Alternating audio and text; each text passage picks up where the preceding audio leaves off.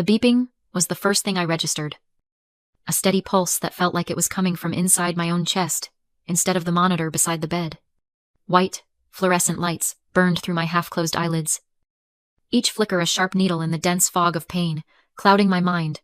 Someone was talking over me. A voice layered with a calm urgency that couldn't quite hide the tremor beneath. "Laura. Can you hear me? Stay with us." I tried to nod. But my head was an anchor. Too heavy to lift. Each breath was a razor in my throat. As if the simple act of breathing was a privilege I no longer deserved. The stretcher rattled under me, and I could feel the sharp sting on my cheek, where the skin had split open. My hair was matted and sticky. "Who did this to you?" "Laura," the voice asked again. Softer this time. I squeezed my eyes shut. And instead of the hospital ceiling, I saw the grand mirror in our foyer shattering in slow motion. The pieces catching the light, like 1,000 falling stars. I heard my father's voice. Not the polished one he used for investors, but the one reserved for me. "Do not bring shame on this family." Then the sharp crack of his hand against my face. The world spinning sideways. My mother's fingers twisted in my hair. Her voice, a furious whisper. "Look what you've made him do." And in the blur of my vision, my brother, Daniel, the golden boy, smirked as if my pain was the punchline to a joke he'd been waiting years to hear. It was my family. I breathed, the words tasting of metal and betrayal. They wanted a jet. The sentence sounded insane, but it was the truth. A private jet. A birthday present.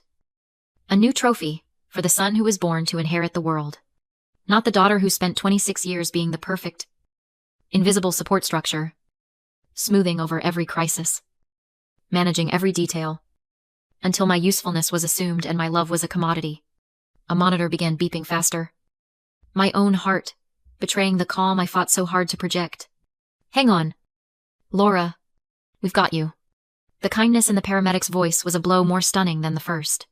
The emergency room doors hissed open, and the cold night air was a shock to my system. My stretcher rolled across polished floors, hands guiding me with a gentleness I wasn't accustomed to. I was used to being a tool. A function. Second to the brilliant son who got everything while I learned to shrink. To anticipate. To survive. Staring up at the white lights blurring into one another, I saw my life as a story I had never been allowed to write. A nurse brushed the hair from my forehead. "We're going to take good care of you. Sweetheart." Asterisk sweetheart. Asterisk. The word was a foreign country. A tear escaped, tracing a path along my temple. And I almost apologized for it before I remembered I was done apologizing. If you're hearing this, you might know someone like me. The one who holds everything together. The one who is praised for being responsible. Which is just another word for exploitable. And maybe you know that exact moment when duty stops feeling like love and starts feeling like a prison sentence. Mine came in a flash of shattered glass and a father's rage, telling me my worth was measured only by what I could provide. I had given and given until all I had left was silence, and that silence was my rebellion. It was my final no. As they rushed me into the trauma bay, I realized I wasn't dying. I was being born. The version of me who lived for them was gone. And the woman who would finally live for herself was clawing her way out. When you're a child, you think love is automatic? Like the air you breathe. You only notice it when you start to suffocate. I grew up in a sprawling stone mansion in Greenwich, Connecticut. A place where success wasn't just a goal. It was a religion. Our house was a fortress of achievement that my parents, Richard and Catherine, wore like armor from the outside. We were the perfect family, the titan of industry father, the elegant socialite mother, the brilliant heir, Daniel, and me, the quiet, well-behaved daughter. They never saw that being well-behaved wasn't a personality trait, it was a survival strategy. When I was 8, I was already managing the household schedule because my mother was too busy with her charities. At 12, I was editing Daniel's essays because my father insisted that a Sterling's academic record must be flawless. When I asked for help with my own project, my father looked up from his paper and said, "Laura, you're self-sufficient. Daniel has pressures you don't understand." Self-sufficient meant you were on your own. Forgotten.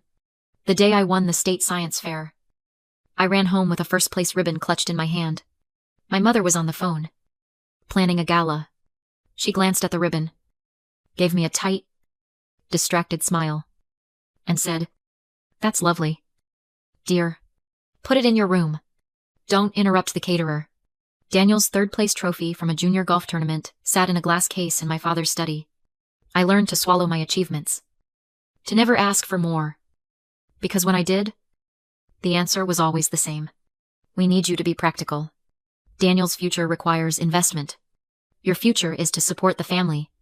What they meant was, your life is secondary. I became the family's ghostwriter, problem solver, and emotional shock absorber. Adults praised me for my maturity. "You're so lucky. Laura is so easy." They'd tell my parents. My parents would smile, taking credit for the obedience they had engineered through neglect.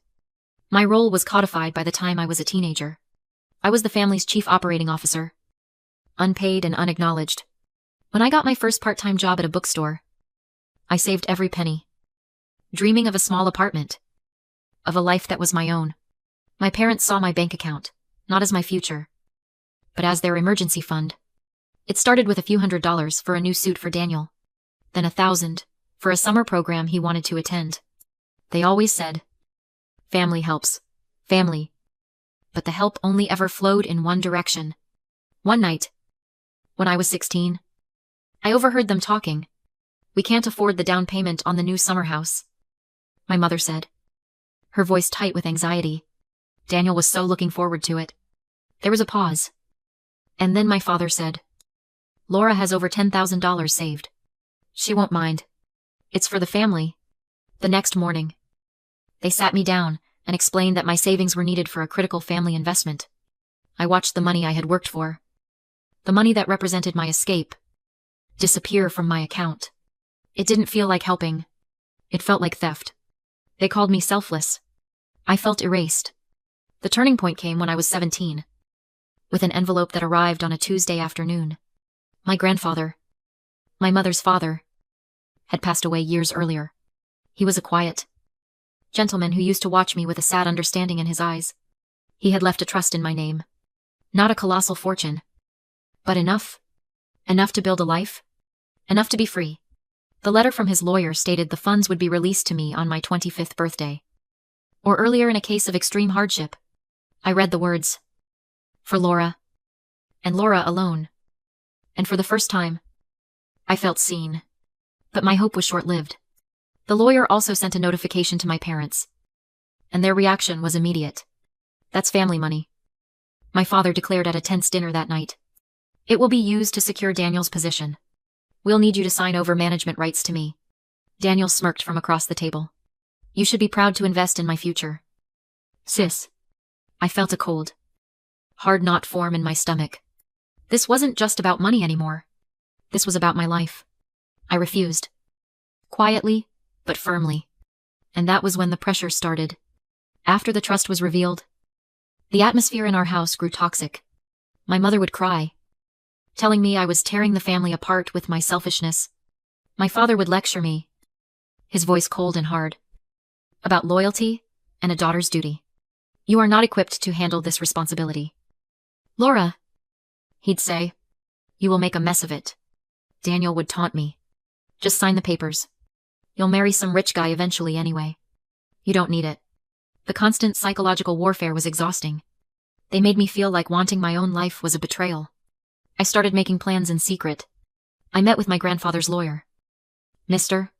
Harrison, who assured me the trust was ironclad.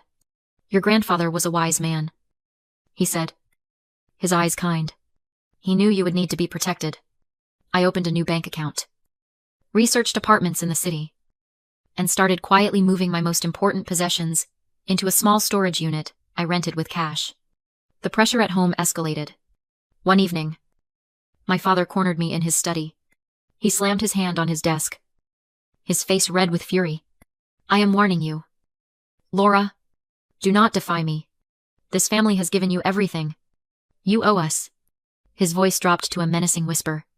"There are ways to make you cooperate. Don't make me choose the hard way." The threat hung in the air, cold and terrifying. I knew then that I had to get out. My escape plan was set for the day after Daniel's 28th birthday party. It was meant to be a quiet disappearance. But they had other plans. The day of the party was a grand affair. A display of wealth and power designed to celebrate the family heir. My father stood to give a toast. His voice booming across the perfectly manicured lawn. He praised Daniel's brilliance. His ambition. His bright future. Then, he turned to me. And we must thank his sister. Laura, he said. A cruel smile playing on his lips. Whose contribution will be securing Daniel's next major acquisition, a new Gulfstream jet. The guests applauded. My father held out a pen and a document papers that would transfer control of my trust to him. Sign it. Laura, show everyone what family loyalty looks like. The world went silent. Every eye was on me. Daniel was beaming. Expectant. My mother gave me a sharp warning look. My heart was hammering. But my voice, when it came, was steady. No. A collective gasp went through the crowd. There is no jet, I said, my voice getting stronger. The trust is mine. My future is mine. My father's face turned to stone. Do not humiliate me, he hissed. You owe us. Danielle snarled, grabbing my arm. I owe you nothing, I said, pulling away. That's when my father lunged. His hand cracked across my face, and the world exploded into pain and shattering glass as I fell back against the foyer mirror. The ambulance ride was a blur of pain and flashing lights. But in the sterile, quiet environment of the hospital room, clarity began to set in. The doctor called it a mild concussion and contusions. I called it the beginning of the end for my father. A social worker named Sarah came to my room. Her expression, gentle but firm. Laura, we are required to file a police report, she explained. What happened to you is not a family matter. It's a crime. For the first time, someone was validating what I had known my whole life. I told her everything. An hour later, 2 detectives arrived. I recounted the years of financial and emotional abuse, culminating in the assault at the party. They took my statement, and I saw a flicker of grim determination in their eyes. The next morning, my father was arrested at his office for assault and battery. The news spread like wildfire. Sterling CEO arrested for assaulting daughter. The headlines were brutal. The company's stock plummeted. My father, Richard Sterling, the man who believed he was untouchable, was forced to post a $100,000 bail and face a media firestorm. The look on his face in the mugshot, a mixture of shock and pure rage, was more satisfying than I could have imagined. But I knew this was just the first move. My father wouldn't go down without trying to destroy me. 2 days later, a courier delivered a legal notice to the women's shelter where I was staying. It was an emergency petition for conservatorship. He was claiming I was mentally unstable, emotionally disturbed, and incapable of managing my own affairs. His lawyers were trying to seize control of my trust by having me declared incompetent. It was a classic, vicious move. He wasn't just fighting back, he was trying to erase my credibility, my identity, my very sanity. He thought he was cornering a wounded animal. He had no idea he was dealing with a hunter who had been patiently waiting for years. I immediately called Mr. Harrison. He's trying to have me declared incompetent, I said, my voice cold and even. Don't worry, Laura, he replied, his tone reassuring. He has no idea what he's just walked into. Your grandfather prepared for this exact scenario. Mr. Harrison met me the next morning. Your grandfather was a brilliant man, Laura, but Richard ruined him, he began, his face grim. He didn't just steal your grandfather's company, he stole his life's work. Your grandfather, Arthur, developed a revolutionary bio-refining process that became the foundation of Sterling Industries. Richard was his junior partner. He forged documents, patented the process under his own name, and forced Arthur out with nothing. The stress of the betrayal caused the heart attack that killed him. The story hit me like a physical blow. My father's entire empire was built on a lie. But your grandfather was meticulous. Mr. Harrison continued. Before he died, he gathered all the original research, his lab notebooks, the forged documents, and assigned Notarized confession from a junior chemist who Richard paid off. He put it all in a safety deposit box. He slid a small, ornate key across the table. He also amended his will. He didn't just leave you the trust. He left you this. He left you the truth. We went to the bank. Inside the cold steel box was a lifetime of evidence. Meticulously organized. There were scientific journals in my grandfather's handwriting, side by side with my father's clumsy forgeries. But the most damning item was a small cassette tape. Your grandfather recorded his last conversation with Richard. Mr. Harrison said, placing a small player on the table. I pressed play. My grandfather's weak, tired voice filled the room. Richard, just admit what you did. For your own soul. Then my father's voice. Young, arrogant, and chillingly casual. The world doesn't care about souls. Arthur, it cares about winners. You were a brilliant scientist, but a terrible businessman. I did what was necessary. That company is mine. Your legacy is mine. I clicked, stop. My hands trembling with rage. But there was more. The trust my grandfather had set up wasn't just money he'd saved. He had secretly filed a lawsuit against a subsidiary of Sterling Industries for patent infringement years ago. Using a shell corporation. He won.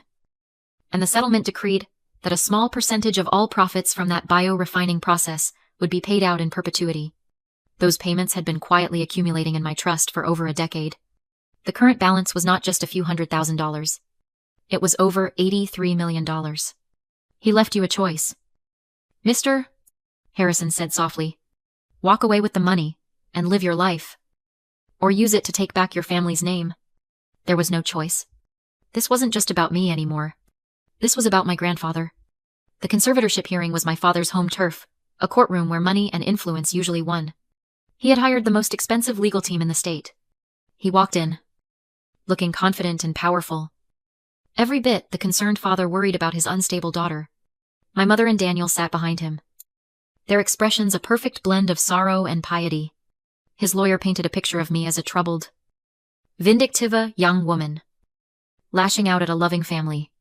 They presented my secret escape plans as proof of my paranoia, my refusal to fund Daniel's jet as a sign of my irrationality. It was a masterful performance. When it was my turn, I didn't have a high-priced lawyer. I had Mr. A. Harrison. And I had the truth. Mr. Sterling. Mr. Harrison began, his voice calm and steady. How you claim your daughter is mentally unstable? Is it also your claim that your entire company, Sterling Industries, is built on a foundation of lies and theft? My father's lawyer shot to his feet. Objection relevance. It is entirely relevant. Your Honor. Mr. Harrison said, turning to the judge. As it speaks directly to Mr.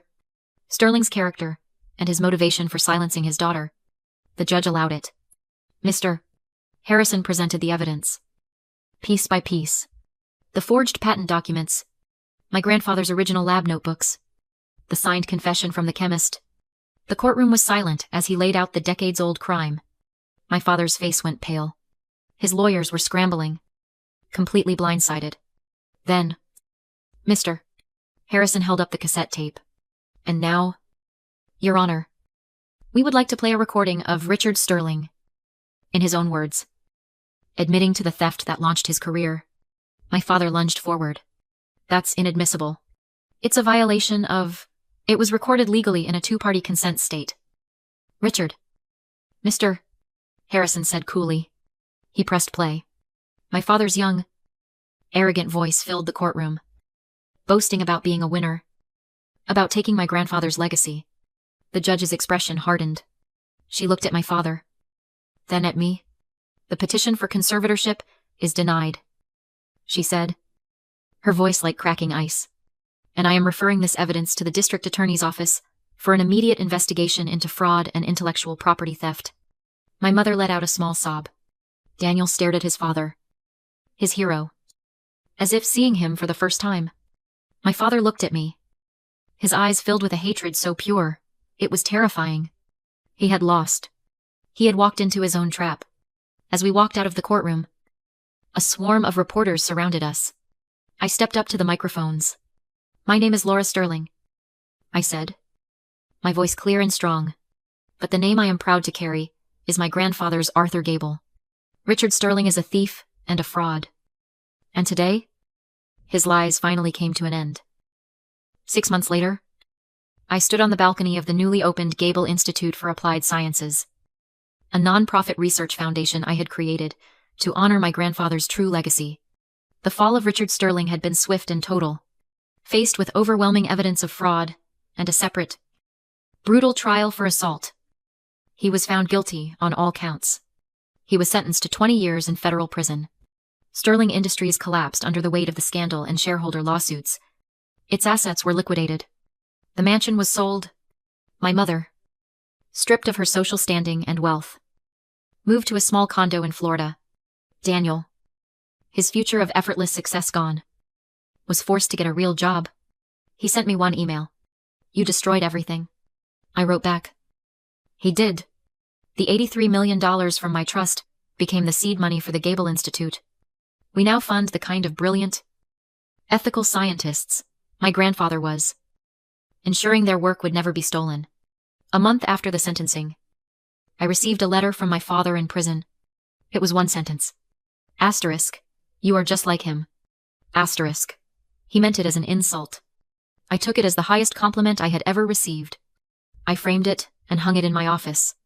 This morning, we awarded our first major grant to a young biologist developing a new, clean water filtration system. Seeing the hope and determination in her eyes, I knew I had made the right choice. My grandfather's legacy wasn't a company. It was a passion for discovery and a commitment to truth. That was my real inheritance. If you're watching this and you've ever been made to feel like your dreams are less important, or that your worth is tied to what you can provide for others, remember this. The power they hold over you is the power you give them. Your life, your future, and your truth belong to you alone. My name is Laura Gable, and I am the granddaughter of a brilliant man whose legacy was almost stolen. Today, the fortune built on his stolen work is funding a new generation of dreamers. That is my justice. That is my peace. If this story meant something to you, please like this video. Share it with anyone who needs to be reminded that it is never too late to reclaim your own story. And comment below with a time you had to fight for your own truth. You are not alone.